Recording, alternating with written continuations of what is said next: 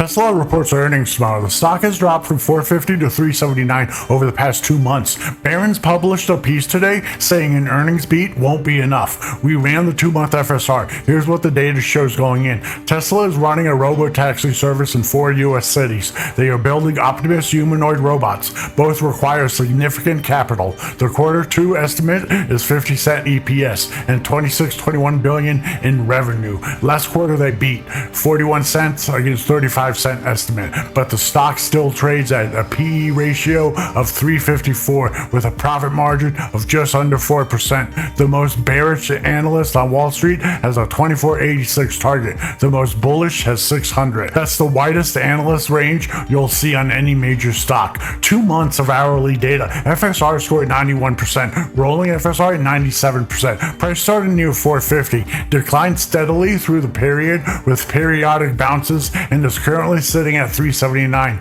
below the 2-month average of 403. That's a structured pattern decline over the past 2 months, not chaos. Consistent directional movement. 91.34 FSR on the stock that dropped from 450 to 379 tells you something. This wasn't a crash, it was an organized sell-off with clear pattern. 97% rolling FSR confirms every short window has been highly structured. Tesla has been trending down with discipline heading into this report. Tomorrow's report needs to do more than just beat the number. The market wants clarity on Robotaxi revenue, Optimus timelines, and whether the AI and energy bets are translating into cash flow.